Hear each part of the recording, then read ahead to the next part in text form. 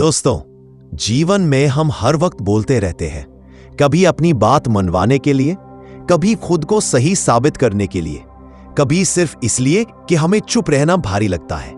लेकिन क्या आपने कभी सोचा है कि जो इंसान चुप रहना सीख लेता है वो अपने जीवन पर महारत हासिल कर लेता है? क्योंकि कई बार बोलना उत्तर नहीं होता, समझना उत्तर होता है, और जहां समझ आ जाए वहां शांति अपने आप उतर आती है। आज मैं आपको एक ऐसी ज्ञान यात्रा पर ले चलूंगा जहां बुद्ध ने आनंद को बताया था कि जिंदगी में 10 ऐसे क्षण होते हैं जहां मौन ही आपकी सबसे बड़ी रक्षा, बुद्धिमानी और ताकत बन जाता है। तो चलिए शुरू करते हैं।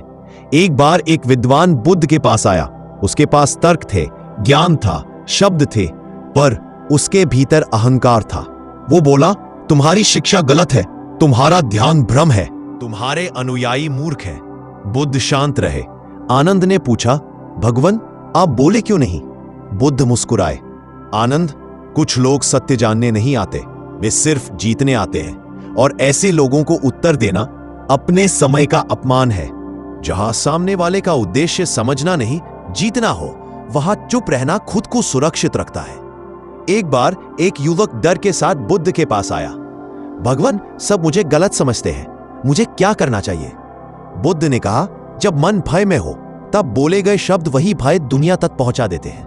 पहले मन को शांत करो, फिर बोलो, क्योंकि भय में कहा गया हर वाक्य बाद में पछतावे में बदल जाता है। डरा हुआ मन कभी सही शब्द नहीं चुनता। ऐसे समय मौन ही रक्षा है। एक शाम एक वृद्ध व्यक्ति अपने बेटे को खोकर रोता हुआ बुद्ध के पास आया। वो बोल नहीं पा रहा था, सिर्फ कांप रहा था। बुद्ध उसके पास बैठ गए, कुछ नहीं बोले। आनंद ने पूछा, कुछ कहेंगे नहीं? बुद्ध ने कहा, दुख के क्षण में शब्द नहीं, उपस्थिति काम करती है। कभी कभी किसी का हाथ पकड़कर चुप रहना हजारों उपदेशों से ज्यादा प्रभावशाली होता है। एक बार 2 भाई बुद्ध के पास आए जो हर बात पर झगड़ते थे। बुद्ध बोले, जब किसी विवाद में प्रतिक्रिया देना आग में घी डालने जैसा हो, तब चुप रहना आग बुझाने जैसा होता है। जहां बोलने से स्थिति बिगड़ती हो, वहां चुप रहना बुद्धिमानी है। एक बार एक व्यक्ति बुद्ध से बोला, मैं किसी का बुरा नहीं करता, फिर भी लोग मेरी निंदा करते हैं। बुद्ध ने कहा, आनंद, जब कोई फलदार पेड़ होता है उसी पर सबसे ज्यादा पत्थर फेंके जाते हैं। ईर्ष्या से भरे लोगों को जवाब देना आपकी रोशनी को कम नहीं करता, मौन उन्हें ही कमजोर करता है। एक बार एक शिष्य गुस्से में कहा, भगवान, मेरा मन किसी को चोट पहुंचाने के लिए उबल रहा है, क्या करूं? बुद्ध ने पानी से भरा कटोरा दिखाया।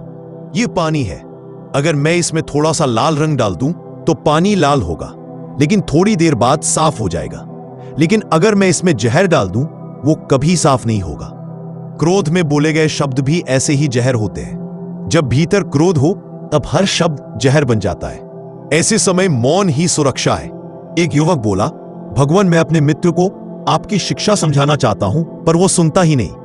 बुद्ध बोले, बीज को पत्थर पर डालकर कोई पेड़ नहीं उगता।